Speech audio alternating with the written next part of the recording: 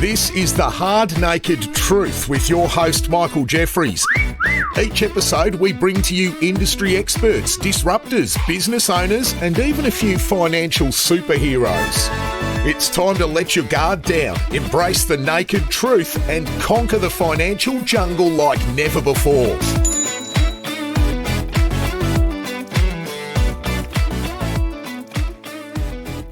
Welcome to the next episode of The Hard Naked Truth. Really looking forward to this one today. I've got a heavy hitter in the hot seat with me, Keith Nicholls from Vet Central. Welcome. Thanks, Michael. Really glad to be here. Thanks for having me. On your LinkedIn profile, I believe it says changing businesses one day at a time. Tell me a little bit about that, and I guess the background of Vet Central and how that came about. Yeah, sure. So, I mean, look, in terms of my career, I've spent the last 12 to 15 years predominantly in consolidation businesses. Yes. Actually, at an early age, starting out in retail and building a retail business where across Southeast Queensland, we built up to 22 independent supermarket groups. Wow. Or stores. Yeah. And what was that brand? It was all under the IGA. Okay. Yeah. I thought so it was the common, almost franchise type model. Yes. Multitude of investors and bits and pieces, and after a number of years, we exited that. And after that, I had the opportunity to get into a true buy and build business, which was in the dental industry, human health. Yes. And I worked with the founder of that business to continue to grow that business for a couple of years. Okay. They were a subsidiary of at the time, an NZ listed business. Yes. And that was my first experience into healthcare, but also into those true buy and build corporate businesses. And then went on from there into another dental business, which was a PE backed startup dental consolidation business. Yep. And I worked with those guys for a couple of years, essentially from nothing through to quite a few clinics across Australia. And from then I had the opportunity to go into the veterinary business and the veterinary industry, which was, they're very similar businesses in the sense of how a dental clinic is operating to how a vet clinic is operating. But in terms of working with the industry as a whole, incredibly empathetic and passionate individuals. So I really gravitated and really loved that industry. And I worked with, at the time, a ASX listed veterinary group, and again, largely across the M&A function, as well as a few other functions within the business. And I worked with them for a couple of years in growing and scaling that business. And applying, so I guess, some of the learnings that I had through the previous consolidation businesses into that. And then I went back into dentistry for a period of time, and it was through that experience that it really, I guess, was the eye opener to go, actually, you know what, the veterinary space is something that I want to continue to pursue. Okay.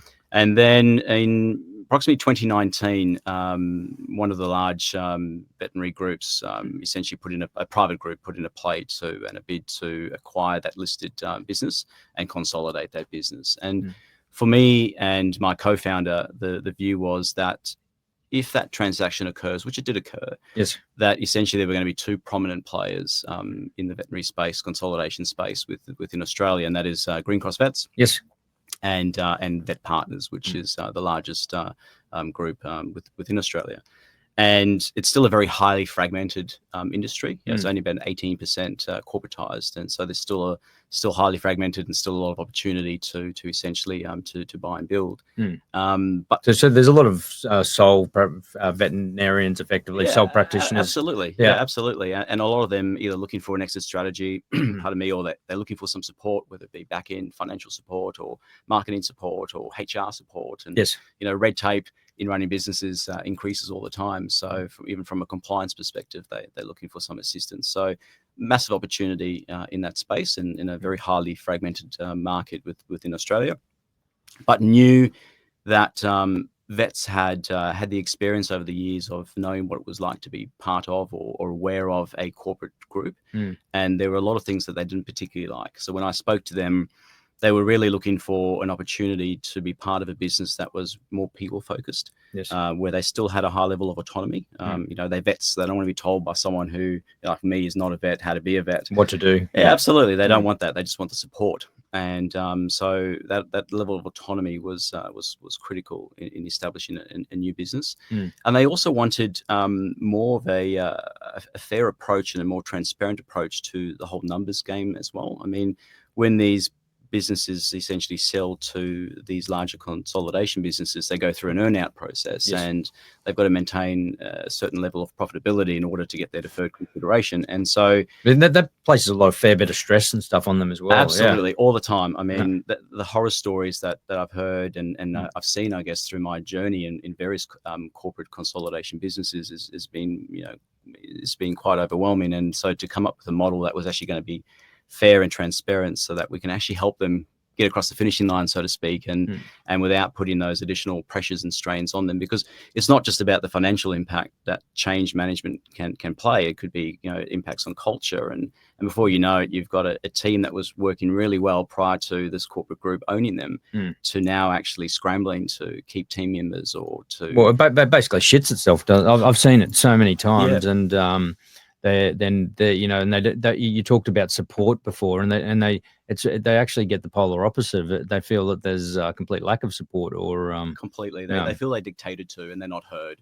And so for me, creating Vet Central, and even as the name suggests, was to be very centric to our veterinary teams. Yes. And to ensure that we embrace, what it is that they deal with on a daily basis and support them through that journey.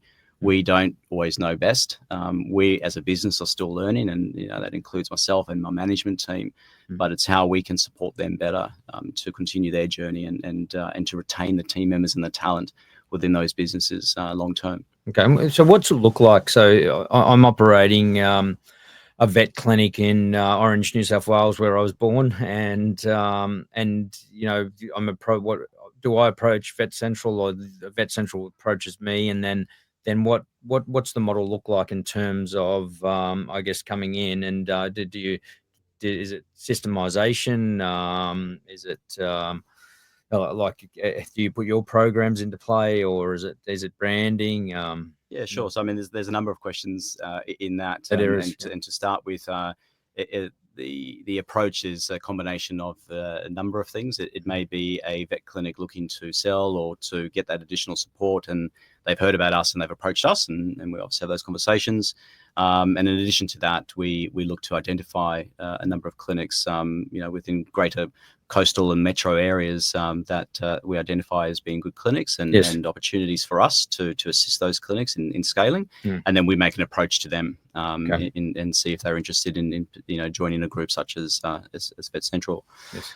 In terms of the process, look, I mean, we don't look to complicate anything in terms of process. So even from those initial conversations, they're pretty candid. It's really just opportunity to portray who we are as an organisation, as well as understand who they are and what their growth journey has been over. Some of these guys have owned their clinics for up to 30 years, so we want to know what their story's been about and what they're looking for long term, and really interested to hear about their teams and how they have grown their teams and look after their teams, because the team is so critical to any of these businesses that we acquire. Once we acquire them, I mean, again, it's almost a very much a soft integration, really. There's a number of things that we take over from day one, and that is more just to provide the financial lens across the business, more so from a compliance perspective in terms of financial reporting. But no, we don't dictate suppliers. We don't dictate the practice management system that they operate with. We certainly have preferred suppliers, and we certainly have preferred practice management systems, and we certainly look to advocate for those. But before we look to advocate, we seek to understand. We actually want to understand the challenges that they may have had with a particular supplier before joining Vet Central, and if we can overcome that for the betterment of the relationship for all parties. And equally, when it comes to practice management systems, it's the same approach. I mean, we can be nimble in adapting to the systems that they have and supporting those systems.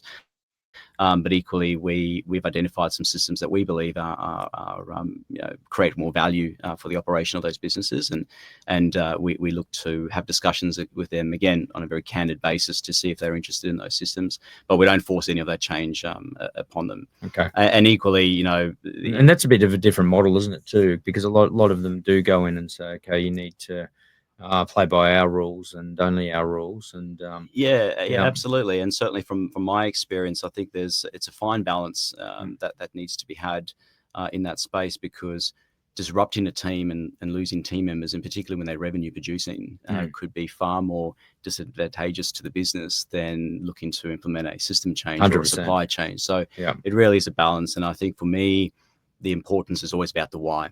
Why do we want to do something, and why don't they want to do something, and how we can combine those two to get a positive outcome for the betterment of all parties. Yeah. Did you find that there's common challenges faced by those practices when you go into them, or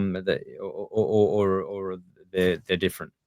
Look, the common challenge that we find across the entire industry really is the fact that there is a shortage of veterinarians, and that's not just limited to Australia. That's essentially there's been a bit of global shortage, and that's for a number of reasons. There's just been absolute burnout and fatigue, and these vets and nurses, for that matter, are subjected to a lot on a daily basis. Certainly things that if I try and put myself in their shoes, I probably couldn't actually do.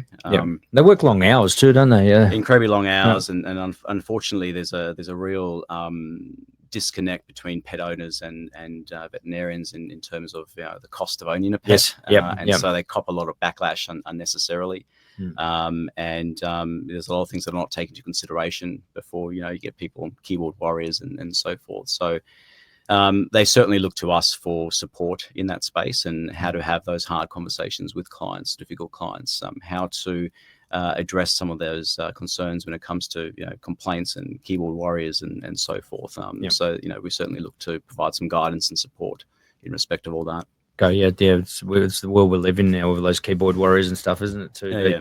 It's quite it's a hard one because it's quite emotional. Like people are very their pets are part of their family and their life and stuff. And I mean, definitely you hear all the time the financial thing that people complain and stuff about vets, but it's there's a lot involved in relation to what they and there's obviously no PBS or anything in terms 100%. Of medication and the costs of that side of. That's right. And if you take just think of a vet, they are unlike a human doctor where you go in and say, hey, look, I've got a sore throat, or my leg's sore, or my arm's sore, and you can kind of diagnose the problem.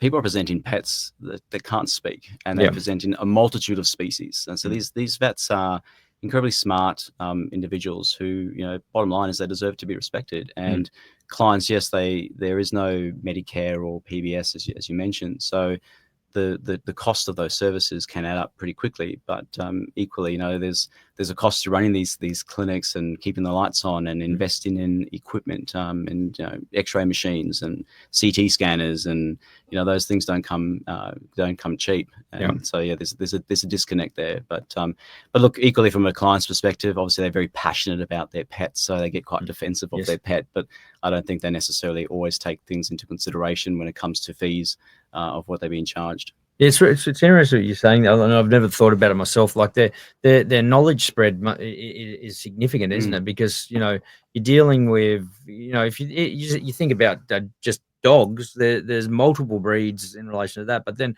they're not just dealing with dogs; they got cats, potentially birds, lizards, everything, horses, like anything that people are bringing in. So, absolutely, So they've got to be quite well versed and so I take my hat off to them, because what they deal with on a daily basis can be quite confronting. And I read on your story and profile that you started at Gold Coast TAFE. Did you? So when I finished school, I had the opportunity. I got a scholarship to just go and do a diploma of international business. So I did that first. Had that opportunity, which is great. I found that to be incredibly practical and hands-on. Yes. Versus then I went on to uni, and that was obviously very textbook orientated. It is. So I had a good balance there, and the practical side as well as the theory side, which was great, and straight from uni into the supermarket business. So it's great. I love the practical story and stuff, because we're here in Robina, and as part of the complex here is the Robina TAFE, that whole building has been built in relation to practical training. I love it from the ground floor, which is the cafe and the gym, all the way up to effectively like a 5-star restaurant on the top floor, and the students learn on the job in each of them, and they've got barbers and hairdressers and makeup studio, and it's just and it's like it's such a good way to actually deliver training, I believe. And Yeah, absolutely. yeah. Yeah. And so equally, even in our business, in the last 18 months, we've implemented a graduate program. Okay. So to facilitate veterinarians coming out of university, placing them in our clinics and placing them alongside a mentor, because they've obviously come out of university having obviously a very theory orientated course with some practical elements to it. But you know, it's quite confronting when they first step into a clinic, and it's actually okay. This is my new world now. And again, being conscious of the fact that they're going to be subjected to, you know, the disgruntled client, and you know, the fact that in some instances they've got to, you know, anesthetize multiple animals on a daily basis. I mean, these things are all confronting and play a part on your mental health and well-being. So making sure that we're there to support them through that journey, so that practical element and support is incredible to in any business, really. Yeah, it is. And so do you put an emphasis on mental health side of things in terms of any programs or anything? Yeah, significant. Yeah. We invest quite significantly in the mental health space. Unfortunately, veterinarians have got quite a high suicide rate, and it comes from the fact that you know, they're subjected to a lot of emotional abuse from clients. Not to mention, as I said, I mean, you know, I recently actually had the opportunity to participate in a renewal program of our mental health first aid accreditation program. And I put myself in a position with a number of our veterinarians and practice managers to actually listen to what they deal with on a daily basis. And when one of them said to me that, you know, they had an instance where they had to deal with 7 euthanasias in one day, I mean, I couldn't comprehend dealing with one, let alone 7. And another instance where, you know, a practice manager has had to deal with a nurse who's attempted suicide on three occasions. I mean, it has a significant impact on their ability every day to just do their job. And so we invest as much as we can to provide them with support, opportunities to talk to counsellors and so forth, to ensure that they are supported, and not just them, but also their immediate family as well. Because you can imagine having euthanized 7 animals to then go home and deal with your children and deal with your partner. It can be quite challenging. So yeah, we invest heavily in that space. Yeah, it's so you don't realize. I mean, that those numbers are crazy to have to deal, like, and it's the emotion in terms of dealing with the pet owners and everything, as well as, especially if you have to tell them you have to put them down and stuff. Like we had a couple of years ago a client who committed suicide, and I didn't realize how big the impact was on the team. Was going to be, like, I heard it, and I was quite close to the person, and you know, which impacts you personally. But then you've got team members who actually deal and work with that client and their family and everything and there was a lot we had to do around that in particular too. No, it's pretty. I mean, it's mental health is obviously prominent in all businesses, and certainly something we take to heart. And we're pretty proud of the support that we provide and the partners that we've aligned ourselves with as an organisation to provide additional services and support mechanisms to our team members. Yeah, we're talking about private equity and stuff earlier, and obviously the ASX side of things. Like I've had a background where I've listed, I've been involved in listing an entity on the ASX, and both front and backdoor listings, although it's not really any backdoor listings anymore. But I certainly didn't enjoy the process. I didn't enjoy having to tell everyone that I had to when I wipe my ass or anything, and the disclosure requirements all the time, and and you've been in ASX and now the PE process and stuff. Can you talk a little bit about that, and I guess the positives and negatives of Look, absolutely. I mean, certainly been involved in both PE backed businesses as well as ASX or listed businesses, and they're very different in terms of, I guess, the daily compliance, and obviously, you know, the listed vehicles are, as you said, subjected to a lot more, and the microscope's out all the time, and you've got to be very diligent in terms of what you say.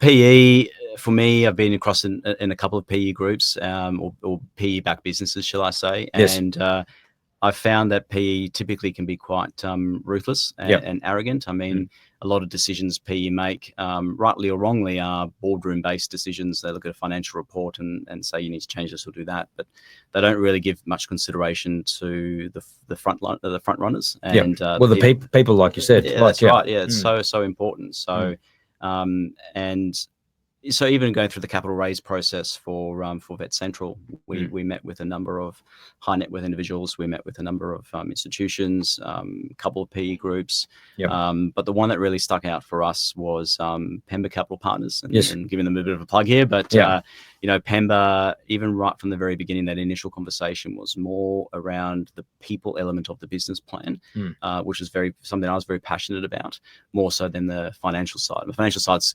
incredibly important, right? I mean, they've got money at risk, and they've got to give return to their shareholders and respect that.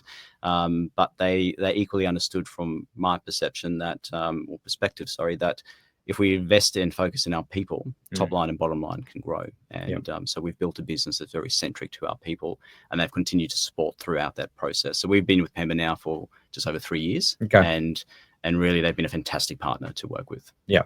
And so you have someone on the board from Pemba and stuff that you deal with, and and that's So we've got two people from Pemba who are on the board, and one of them is a managing director of Pemba, and has actually got some veterinary experience as well from his his career. That's helpful. It is very helpful. Absolutely. But again, very people focused. Not disregarding numbers, but but certainly encouraging us to continue to invest in our people for the betterment of the business. It's interesting because you often don't hear that about private equity or PE out in them. They, as you said, they're can be very ruthless, and it's a big thing. Like people is a massive thing for me.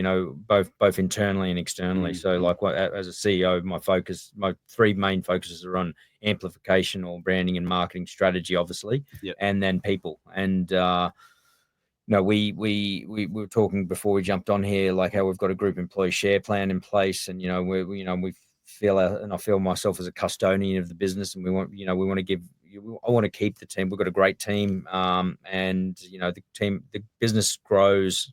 It's not 1 + 1 = 2. It's really equals 3, 4, 5.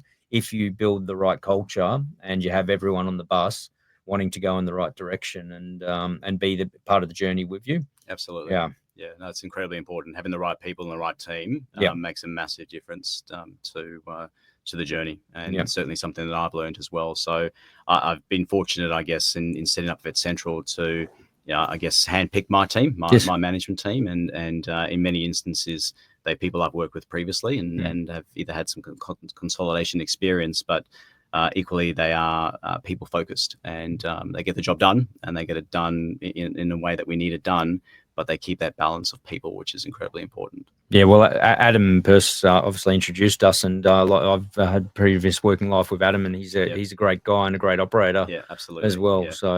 And smart guy. So I mean, he's a very smart guy. Having him as our CFO has been fantastic. Yeah, definitely.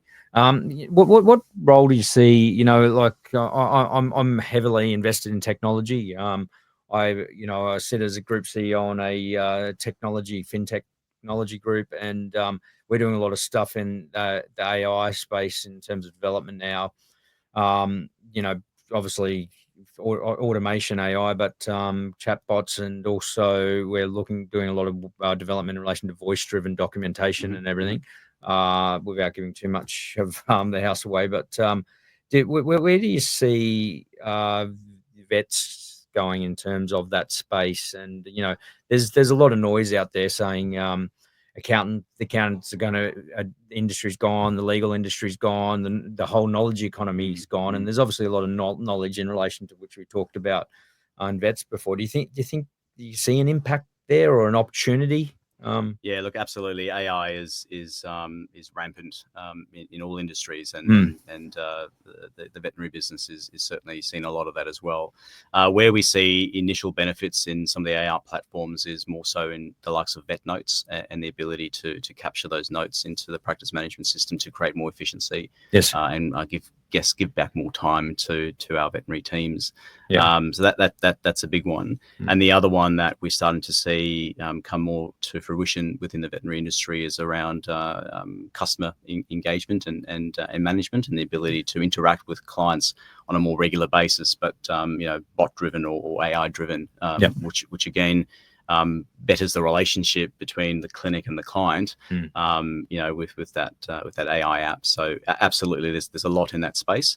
For us too, it's also making sure that it's the right platform that integrates well into the systems that we run, and it's not just a bolt on for the sake of having a bolt on. Yeah, exactly. So there's always a lot to assess, but there's a lot happening in that space. It's pretty exciting, really. It is, yeah. I mean, that customer thing, it really helps with retention and a return, doesn't it? Absolutely. Yeah.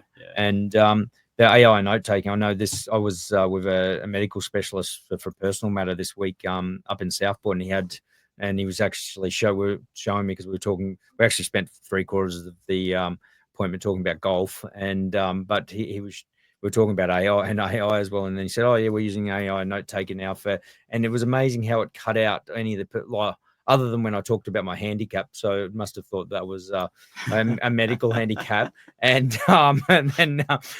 which I'm not going to and so he showed me, but everything else we talked about from a personal matter, actually, it cut down to just, and it was crazy how it hit the referral letters from my cardiologist, who had listed all my medicine that I was on, and had noted to him and actually gave him what had to happen a week prior to me going in and having surgery and stuff, and what I had to cut back on, and it's it's very clever. And similarly, even in the vet space, the ability for a client to enter a consult room and you click record, and you may start off with, how the kids, what do you think of the weather today, all those kind of things, and it cuts that out, and it just captures the actual clinical notes. It's very impressive. It's quite scary, actually. Oh, it is scary, but very impressive. We're using a lot in as well, especially on the advisory side of the business. There's a lot of great apps. We're using. One's Brief, that has an AI note taker in it, and leads that whole advisory meeting process and stuff. And clients love it, and sets the action items straight away and sends them to the relevant people, either within our team or to the client or to other parties. And to think we're just in the infancy of it as well. I know it's going to be mind-blowing what's going to come in the years to come. We've got actually a university student who's starting 2 days a week, and he specialized in AI. He's working on a special project with me, but he's actually going to start coming into the office, and because I want someone who's at the coalface, and I know enough to cause damage, I think, but who can just be bouncing off ideas and helping us, and being a bit of a conduit between our developers and myself, to actually understand what's great going idea. on. Add that practical element to it. Tell me, I often talk about, and I posted something from Alex Hormozi this week in relation to failures in business, and the lessons you learn from it. And I believe my strongest lessons have been in whether you call it failures or mistakes, or but what have you learned from any of those processes, and can you give any examples? Yeah, sure. I think I definitely think practically people always learn from their mistakes, and it's okay to make mistakes. And we've just had our annual clinic leaders conference, and the theme this year was courage. And we talk about how courageous our teams are in dealing with the challenges they have. But as part of my address, I said to the team, look, it's okay to make mistakes. We all make mistakes, but the important thing is you got to learn from those mistakes, and be able to bounce back from those mistakes. For me, being involved in previous consolidation businesses, I guess I've been able to actually get some insight into some of the mistakes that those businesses have made, and whether it be at board level or senior management level.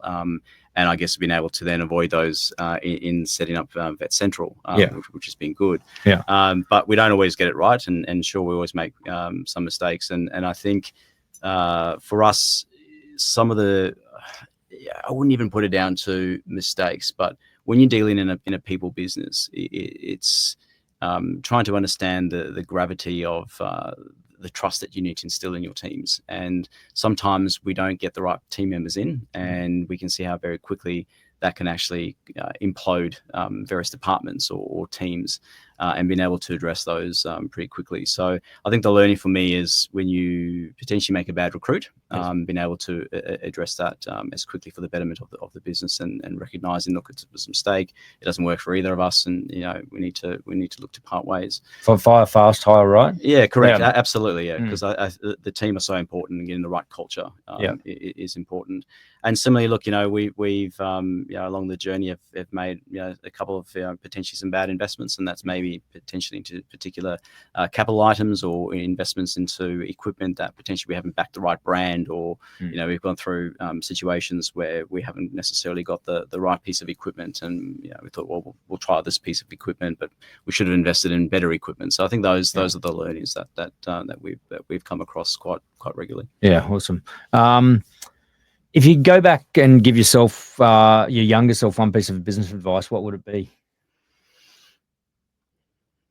I think to really collaborate with other leaders in the sense of actually understanding their journey and their mistakes as well. I think there were a lot of things that I guess a younger me was going, I know what I'm doing. I'll just do this, and sure, you learn from the mistakes, right? But I think equally, if I just had some more constructive conversations with other leaders in that space and a bit more research in that space, I probably would have actually got better results in those outcomes. Yeah. And I mean, we're talking about obviously external board members from PE side of stuff. How is your board run? Like, is there a separate advisory board, or does that board act in a very advisory manner for you, I guess, in your role as CEO and co-founder? And how does that help? Yeah, so look, I mean, we in terms of our actual board of directors, that essentially comprises of myself and my co-founder who sits on as non-exec director and chairman. Yep. And then we've got representatives from Pemba Capital Partners as directors as well. Those meetings are very much around how the business is performing, understanding risks of the business, whether it be through investments or through people and so forth. So very constructed as business meetings, but then equally recognize that between clinical, the clinical side of the business and management, we're not vets, or I'm not a vet. And whilst I'm fortunate to actually have two vets on my senior management team, equally I want to hear more from our veterinarians in terms of any changes that we might be looking to make, or partnering with different suppliers, that what that could possibly mean. So we have recently formed a veterinary advisory board, and essentially the construct of that is a number of senior veterinarians that have volunteered to participate in that board across the country, and they meet quite regularly just to talk about changes in industry, whether it be compliance related matters, whether it be about new drugs coming onto the market, and what they think about those drugs, to then essentially create some notes and recommendations to our broader veterinary teams. But again, not with the purpose of being dictators, because that's not what our model's about, but being that conduit really between clinical and management team to make informed decisions in that space.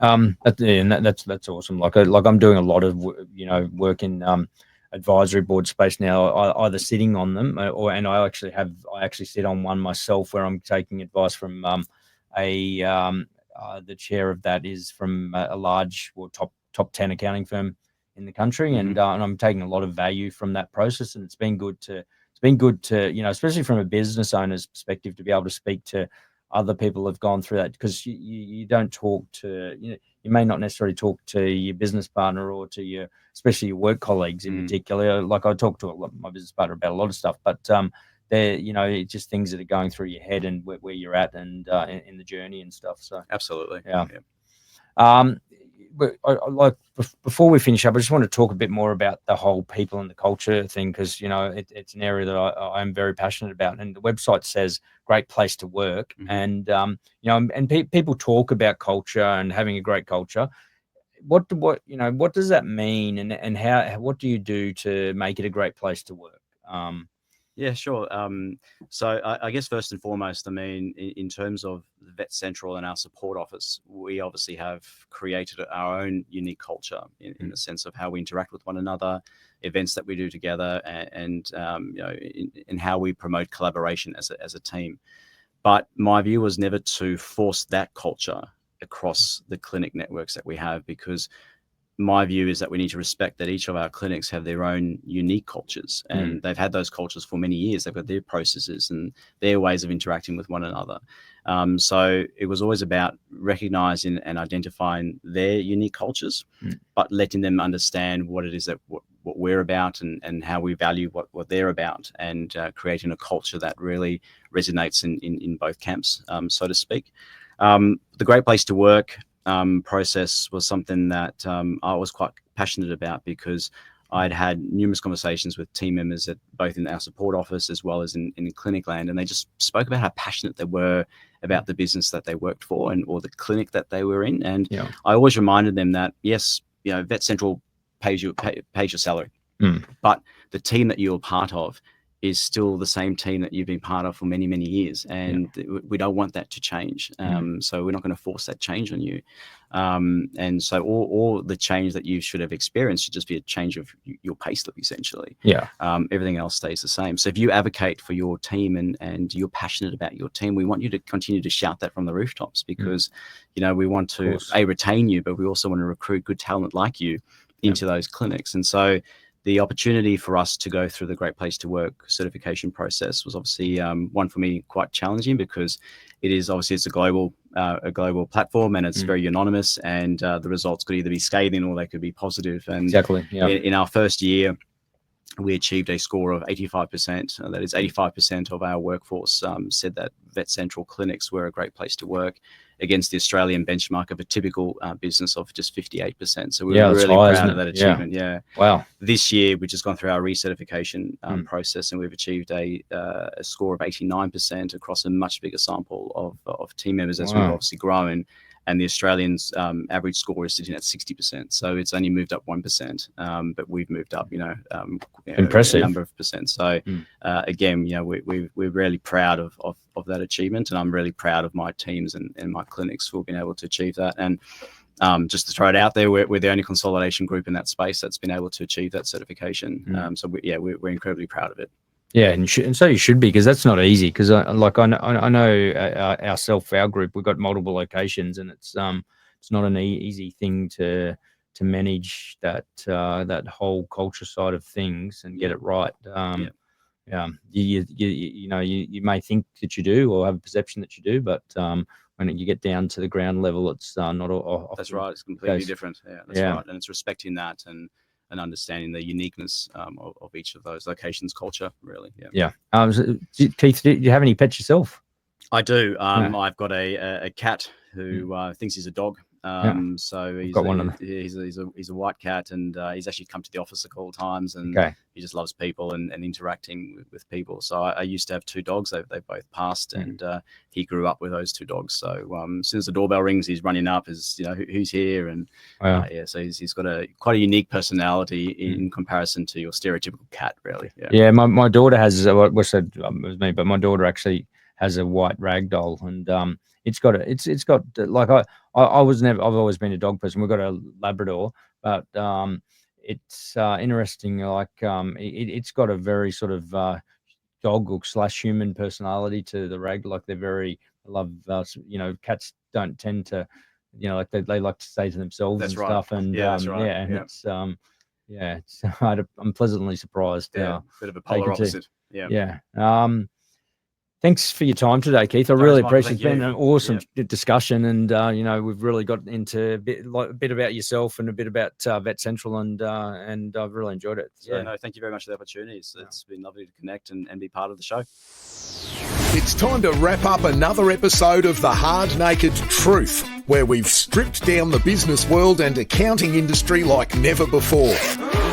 Follow all of our socials and share and keep following this podcast. Remember, when it comes to running a business and protecting your assets, keep it hard, keep it naked, and keep it real.